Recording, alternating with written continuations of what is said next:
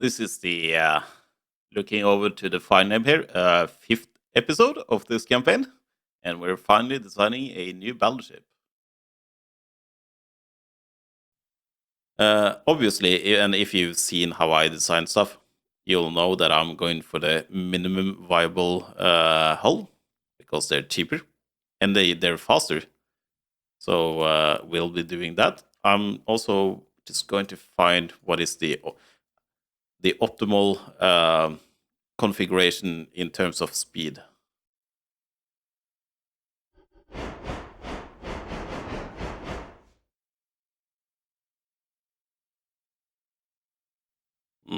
It might be more armor than I can carry, actually. Especially the main deck.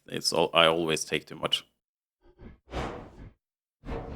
I can put this far back, but I have a feeling that the gun that's supposed to be here, it won't really mesh too well. So let's see, how are these guns comparing? At 5,000 meters, the 11-inch is more accurate. And how is its rate of fire? Significantly better. So we're going with an 11-incher. And I don't have any of the bonuses from having a double barrel turret yet. So it's going to be a single shot still. Now, the question is, I know on this hull you're supposed to do something like this, right? But look at my weight. I can't afford that in my budget. Now, the obvious solution to this is to use the 8-inchers.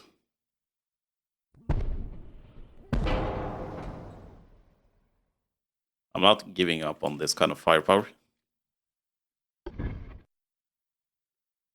It's a shame that I can't. I mean, there's space up there. Why can't I put the 8-incher up there?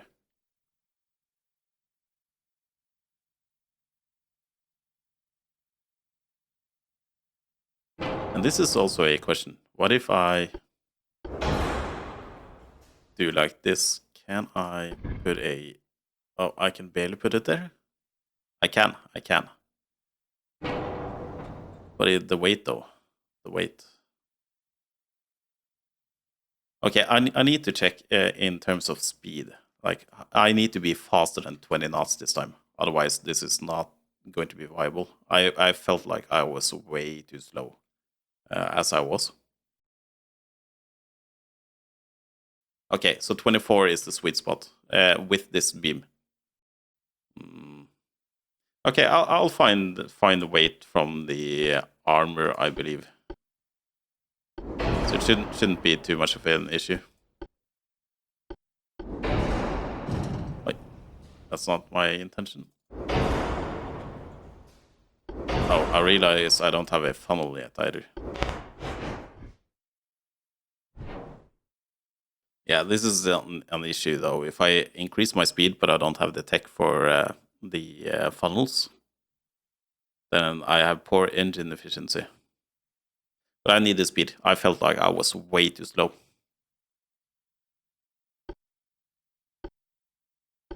And for the other secondaries, we are going to go with the 4 inches, since I established that I really like those.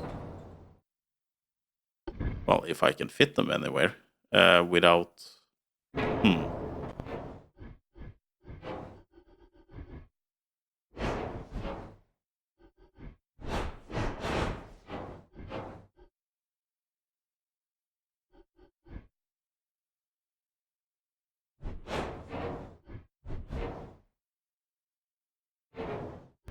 It's a shame, but I don't feel like I should be placing any turrets on the outside here. I mean, I can fit them there, but it doesn't really seem like much, but it is an issue when it's blocking the line of fire for these turrets. So I'm going to just skip over them, actually, and 3 inches, they're going to do the job, even if I want the 4 incher.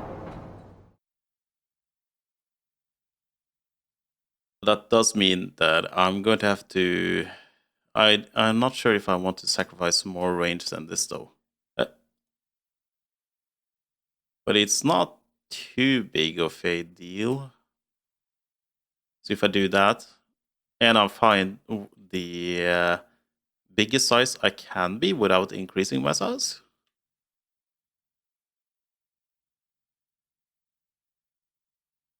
So 20,000 tons. That should be okay, and that gave me, a lot of the weight back. So maybe if I do like this,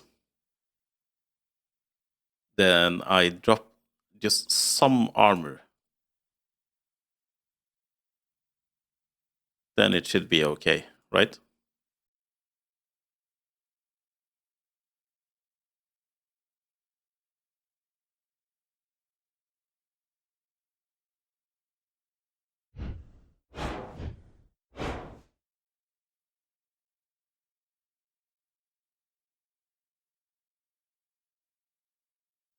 Well, this is looking pretty good actually in my eyes. Obviously, the engine efficiency is dog shit, but it is looking usable. So I'll be checking this out. Now, unfortunately, we are not at war anymore, and that means I can't actually afford building this. If you're looking at the balance, I'm in 16 million in the negative, but I can recover a lot of this by doing this, right?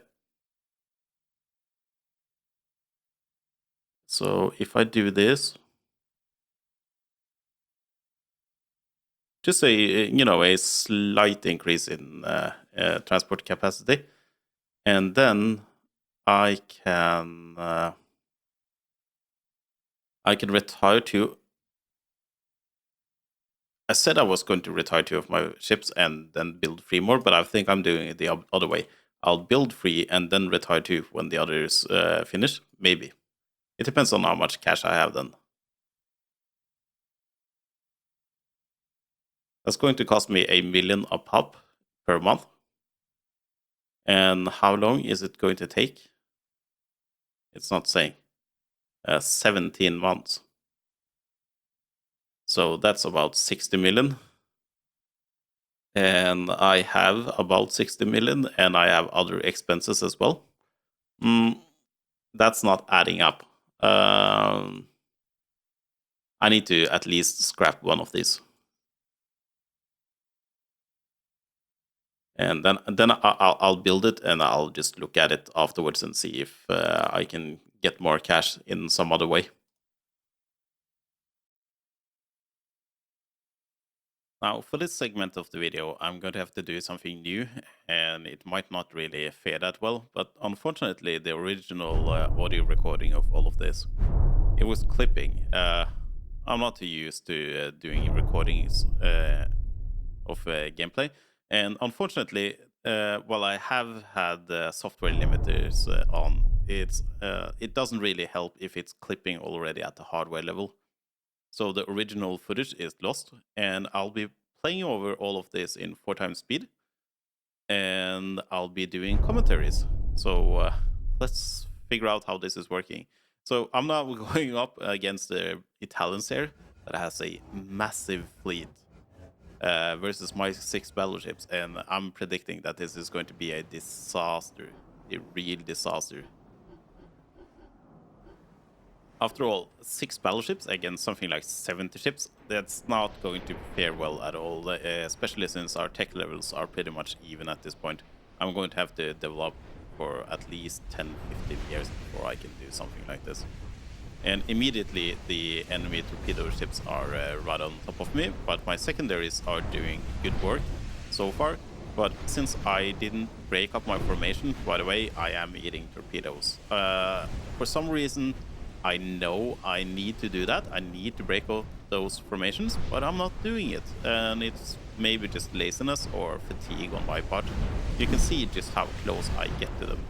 So that's a tip for all of you out there. If you're facing these torpedo ships coming in against you, just break up your formation. It's not worth it. You're not going to be able to get out of there if your ships are as slow as mine. And just notice this. This Italian DD, he has 24 torpedoes on board in 1901 or whatever this is.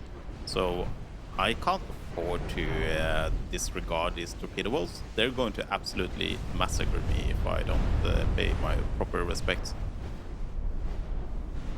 All that said, I am certainly slaughtering their lighter ships. They seem to go down very, very quickly as soon as their smoke screen drops.